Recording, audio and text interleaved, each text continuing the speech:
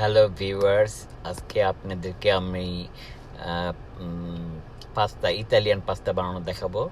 Italian pasta বানানোর জন্য অ্যানচোভি নেওয়া হয়েছে। অ্যানচোভি একটা ফিশের ড্রাই ফিশ, ওটা নেওয়া হয়েছে। গার্লিক নেওয়া হয়েছে এবং পিল টমেটো, এখানে এখানে সানড্রাই টমেটো নেওয়া হয়েছে। এখানে পার্মাজন চিজ এবং এখানে কালামেটা অলিভ এবং পিল টমেটোটাকে এখানে স্ম্যাশ করে নেওয়া হচ্ছে। রয়েছে organic extra virgin olive oil, এটা দিয়ে পাস্তা রান্না করা হবে। রয়েছে পার্সলে লিভ, পিল টমেটো যেটাকে স্ম্যাশ করে নেওয়া হয়েছে, এটা one of the main ingredients of pasta. Anchovy যেই ড্রাই ফিশটাকে এভাবে ছোট ছোট কেটে নেওয়া হয়েছে।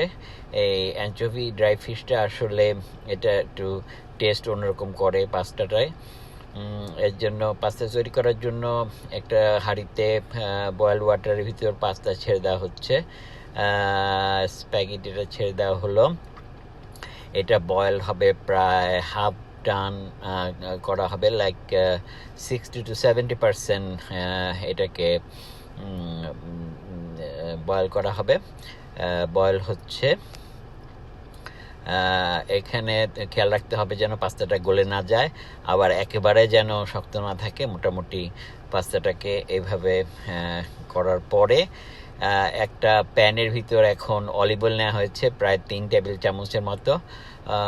অলিভ অয়েলের ভিতর এখানে যে কেটে রাখা গার্লিকটা দিয়ে দেওয়া হলো। এই গার্লিকটা যখন হয়ে আসবে তখন অন্যান্য ইনগ্রিডিয়েন্টসগুলি দেওয়া হবে। তো এর ভিতর অ্যানচোভি যে ড্রাই ফিশটা এটা দিয়ে দেওয়া হলো। অ্যানচোভি অল্প পরিমাণে নেওয়া হয়েছে। অ্যানচোভি একটা ড্রাই ফিশ, একটু শুটকি মাছের মতো, কিন্তু গন্ধটা শুটকি মাছের না হলেও এটা একটু ডিফারেন্ট একটা স্মেল আসে পাস্তার ভিতর। এটা না দিলেও হয়, কিন্তু দিলে টেস্টটা ডিফারেন্ট হয়। অথেন্টিক ইটালিয়ান পাস্তার জন্য এটা জরুরি।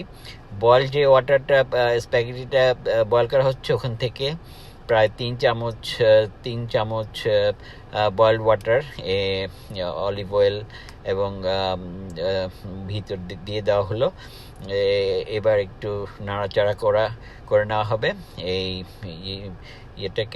এটার ভিতর এখন পিল টমেটো যেটা স্ম্যাশ করে রাখা হয়েছিল, এই সম্পূর্ণ এই টমেটোটাকে এই ফুটন্ত অলিভ অয়েল এবং ভিতর গার্লিকের ভিতর পেস্টের ভিতর দিয়ে দেওয়া হলো এবং এটাকে নাড়াচাড়া করা হবে। ভালো করে নাড়াচাড়া করতে হবে। এটাই কিন্তু পাস্তার মূল ইনগ্রেডিয়েন্টস। হয়ে আসছে, স্প্যাগেটিটা বয়েল হয়ে আসছে, মোটামুটি 50% হয়ে গেছে। আরেকটু বয়েল হলে আমরা এই স্প্যাগেটিটাকে একেবারে নরম না হয়ে যাওয়া আগেই নামিয়ে ফেলব এবং এটাকে এখানে মিডিয়াম হাই হিটে জাল দেওয়া হচ্ছে। ফ্রাই প্যানের ভিতর এই যে পিল টমেটো, অলিভ অয়েল এবং গার্লিক, এগুলির ভিতর এখন একটু লেমন জুস দিয়ে দেওয়া হলো। লেমন জুসটা দিয়ে একটু নাড়াচাড়া করতে হবে। তারপর দিয়ে দেওয়া হচ্ছে টমেটোর সানড্রাই টমেটো, যেটা দিলে ভালো। এটা পাওয়া যায় বাজারে, বিভিন্ন রকম সানড্রাই টমেটো কিনতে পাওয়া যায়। আমরা সানড্রাই টমেটোটাকে দিয়ে দিলাম। এবার একটু নাড়াচাড়া করতে হবে। নাড়াচাড়া করার পরে জালটাকে কিন্তু মিডিয়াম হাই হিটেই রাখতে হবে। মিডিয়াম হাই হিটে রেখেই এটা ভালো করে কুক করতে হবে। এবার আমরা এই মিশ্রণটার ভিতরে আমরা একটু ব্ল্যাক পেপার দিয়ে দিচ্ছি। ব্ল্যাক পেপার পাউডার দিয়ে দেওয়া হচ্ছে। ব্ল্যাক পেপার পাউডারটা মেশানোর পরে নেড়ে চেড়ে আমরা দেখব যে এই পাস্তাটা বয়েলড হয়ে গেছে। এটা দেখে নিলাম, ভালোই হয়েছে মোটামুটি। এখন এটা আমরা এই বয়েলড পাস্তাটাকে ছেঁকে পানি থেকে ছেঁকে এটাকে রেডি করে রাখলাম এবং ওই মিশ্রণটার ভিতর আমরা আরেকটু ব্ল্যাক পেপার দিয়ে দিচ্ছি। ব্ল্যাক পেপার দেওয়ার পরে আমরা দিলাম একটু সল্ট, স্বাদ মতো যতটুকু পরিমাণ সল্ট লাগে, টেস্টিং সল্ট এবং রেগুলার সল্ট দিয়ে এটাকে নাড়া হচ্ছে এবং জালটা একটু বাড়িয়ে দিতে হবে। বাড়িয়ে দিলে ধুয়ে আসলে আমরা এবার একটু অনিয়ন পাউডার দিয়ে দিলাম, একটু অনিয়ন পাউডার দেওয়া হলো এবং দেওয়া হচ্ছে একটু ড্রাই অরিগানো ফ্লেক্স দিয়ে দেওয়া হচ্ছে অরিগানো ফ্লেক্স। আর আপনারা যারা ঝাল খেতে চান তাদের জন্য চিলি ফ্লেক্সও দিতে পারেন, কিন্তু আমরা এখানে চিলি ফ্লেক্স দিচ্ছি না, যেহেতু আমরা এখানে ব্ল্যাক পেপার দিয়েছি। ব্ল্যাক পেপার অবশ্য আরেকটু দেওয়া হবে, ব্ল্যাক পেপার দেওয়ার কারণে আমরা এখানে চিলি ফ্লেক্সটা দিচ্ছি না। এটাকে ভালো করে নাড়া হচ্ছে এবং ভালো করে নেড়ে এটাকে সম্পূর্ণরূপে কুক করতে হবে। এটা কুক হচ্ছে, এটা হাই হিট মিডিয়াম জালে। এবং আমরা দিয়ে দিলাম কালামেটা পিটেড অলিভ, যেটা আমরা অলিভ একটা অন্যতম ইনগ্রিডিয়েন্টস পাস্তার। এটা বিভিন্ন বাজারে বিভিন্ন রকমের পিটেড অলিভ পাওয়া যায়। আমরা কালামেটা পিটেড অলিভটা নিয়েছি এবং এটাকে আমরা সেই পিল টমেটোর মিশ্রণের ভিতর দিয়ে দিলাম, নাড়াচাড়া করলাম। এবার বয়েল করা পাস্তাটা আমরা সম্পূর্ণ মিশ্রণটার মধ্যে দিয়ে দিলাম, দিয়ে ভালো করে নাড়তে হবে। আমরা উল্টে পাল্টে ভালো করে মিশ্রণটাকে নাড়ছি, নেড়ে এবার কিছুক্ষণ অল্প আঁচে কুক করতে হবে। ভালো করে দেখতে হবে, লক্ষ্য রাখতে হবে যেন সম্পূর্ণটা মিশে যায়। এবার আমরা এটাকে ভালো করে নেড়ে চেড়ে এটার ভিতর আমরা অন্য কিছু ইনগ্রিডিয়েন্টস আছে এগুলাকে দিতে হবে, যেমন পার্সলে পাতা আছে, আর আছে এখানে আমরা একটা চিকেন ব্রেস্ট নিয়েছি। এই চিকেন ব্রেস্টটাকে গ্রিল করে নেওয়া হয়েছে আগেই, এটাকে কেটে আমরা এই পাস্তার সাথে মেশাবো।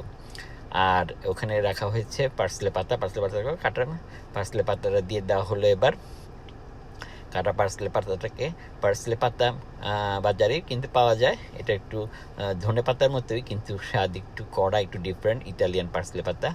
এবার আমরা যেটা গ্রিল চিকেনটাকে কেটে নিয়েছিলাম এই চিকেনটা দিয়ে দেওয়া হলো। আমরা চিকেন দিলেও দিতে পারি, না দিলেও কোনো সমস্যা নেই, তবে দিলে একটু মজা হয় আর কি, তো একটু বেশি মজা হবে।